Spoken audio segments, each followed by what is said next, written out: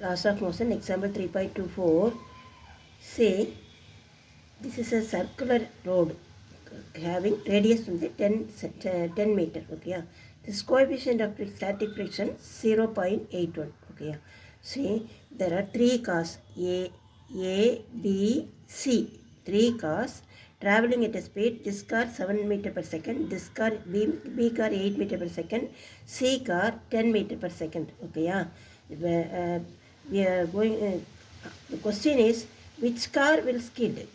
A car, B car or C car will speed with the motion of circular level road. Okay, yeah. That acceleration due to gravity G given value is 10 meter per second square. So data, radius of the road is 10 meter. Coefficient of static friction mu s is equal to 0.81. It is given. Velocity of the road வந்து A car 7 meter per second, B car 8 meter per second, C car 9 meter per second. Okay, yeah.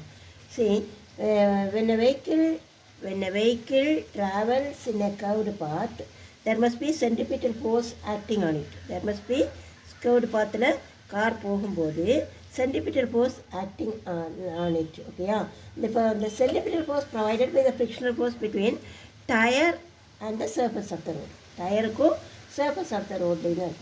இப்போ நமக்கு இந்த காரோட mass m, ஓகேயா, then velocity v, then moving it radius r. ஓகேயா, இப்போ நமக்கு என்ன பண்ண போகிறோம், அப்போது இப்படி ஒரு கார் சர்க்குலர் பாத்தில் மூவ் ஆகும்போது நமக்கு 3 ஃபோர்ஸ் கேட்கும்.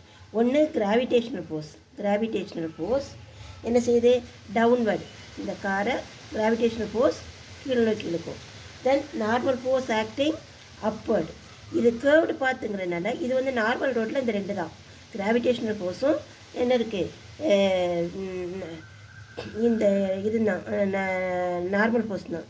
ஆனால் நமக்கு வந்து இந்த கேர்வ்டு பார்த்துங்கும்போது ஸ்டாட்டிக் ஃபோர்ஸ் வேறு இருக்கும். ஓகேயா, ஸ்டாட்டிக் ஃபோர்ஸ் இருக்குது, சரியா. அது வந்து எஃப்எஸ், ஸ்டாட்டிக் ஃபோர்ஸ் வந்து எஃப்எஸ். ஓகேயா, 3 ஃபோர்ஸ் நடக்குது. ஓகேயா, இப்போ வந்து என்னென்னா நமக்கு சென்டிமீட்டர் ஃபோர்ஸ் இருக்கிறதுனால நம்மளோட ஃபார்முலா என்ன இருக்குன்னா, mv²/r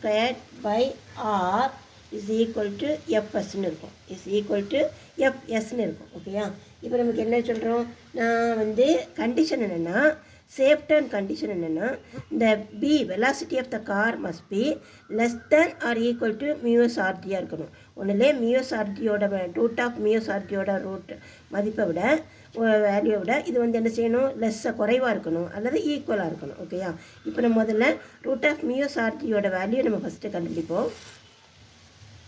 அப்போ root of mu s given 0.81 into radius of the track வந்து 10, then acceleration due to gravity also given 10.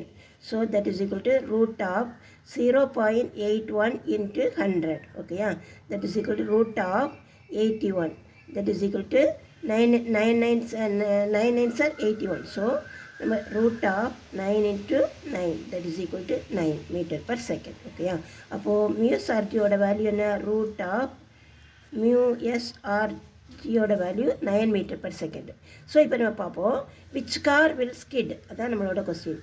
இதை விட லெஸ்ஸாக இருக்கிற கார் இல்லை, வெலாசிட்டி எதுவுமே ஸ்கிட் ஆகாது. ஓகேயா, அப்போது ஏ காரோட வெலாசிட்டி 7 மீட்டர் per second.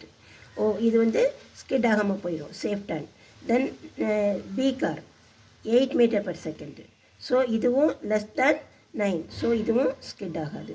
தென் C car 10 metre per second. ஓகேயா, ஸோ தேர்ஃபோர் இது வந்து என்ன, 9 விட அதிகமாக இருக்குது. So C car will skid. ஓகேயா, which car will skid, C car will skid. Okay, thank you.